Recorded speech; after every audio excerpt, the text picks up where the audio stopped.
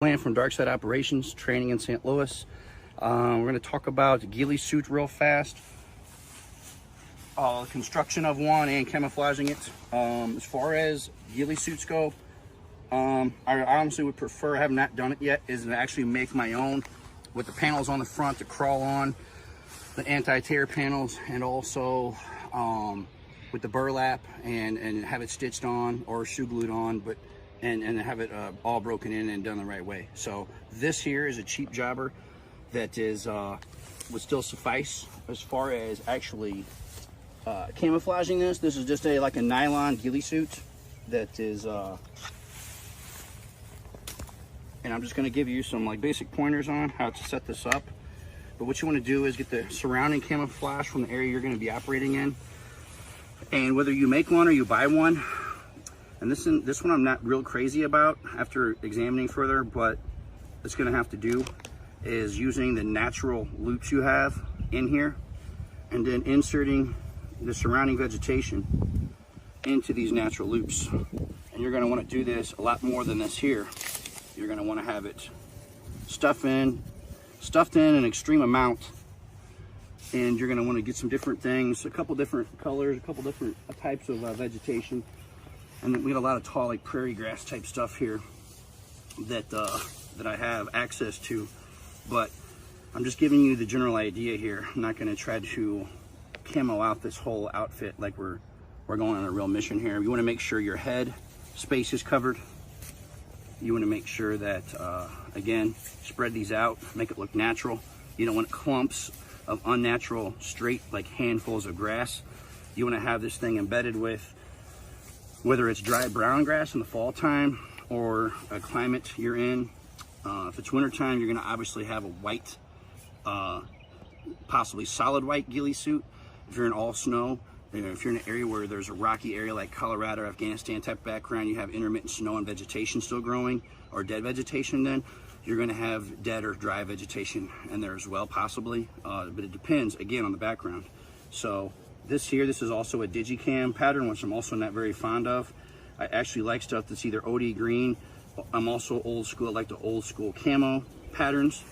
You're gonna also, it kind of behoove you to interlace these. I would be having them running different directions as well to really mix this up. But like I said, this we're not going to spend 3 hours here doing this the way that, you know, I would really prefer to do it, or with even the right, you know, the right gear. But the whole idea here is that when you're doing a sniper crawl and you have your face down to the ground and your weapon, and you're doing a slow crawl, that someone could pretty much walk past you, and instead of seeing this bare space like this, or just the ghillie material with the jute rope hanging out, you're gonna have yourself like this, more covered up, and you're gonna have, like I said, not sure what kind of stuff we have growing around here, whether it's thorny or not, but you have some different types of plants as well. So if you're able to get some of this stuff, which is a little different, and also add this in the mix, then that's even better yet, because the more you start adding all this in, it looks like you're pretty much growing right out of the ground here. So you know, again, you could have some stuff off the trees, which is another type of leaf. Now I think you're getting the drift here, is it's about diversifying this and just doing it to where it looks natural. You don't want the leaf flipped upside down like it's dead. I mean, at least that's my preference, is to make it all look like a living, you know, living, breathing vegetation. So again, if you have a partner, your sniper observer, your battle buddy, he can help you fill in these spots that he sees. When you have an outside person looking in, it's always better, but have him help you camo this up, set this up for you. Your pants, your ghillie pants, which I'm not wearing right now, are gonna have the back panels also with the jute and the burlap, and you're gonna be able to intertwine the back side of yourself as well. So if you do not have a ghillie suit, that's sometimes a common thing, or somebody's in a you know, escape and evasion scenario, you're going to want to do the same thing. You're going to want to take this vegetation, which I grabbed out of here, and stuff in the ghillie suit, and you're going to want to take this, and the trick is to stuff this inside of your existing outfit. And so that, what that does is now breaks up your outline, and you want to turn yourself into breaking yourself up from what looks like a normal human walking around. Other thing you want to do is you want to have the same stuff, and you want to be stuffing this in anywhere there's an opening and anywhere that you have skin exposed, and turn yourself into slowly basically a bush. I can stuff this in my waistband, I can stuff this in my pockets, I can stuff this coming out of my pant legs, out of the top of my boots. But I think you get the idea here. And this was just doing this for 1 second, putting some mud on your face. If you have to lay on your stomach and go prone, going down quickly back in the sniper crawl position.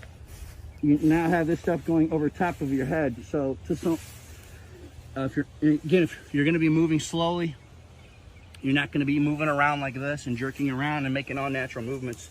But the point is to always break up your outline. Step back into the shade again. If you have this on, it's dusk or dawn, or you're slowly backing into the shaded area here.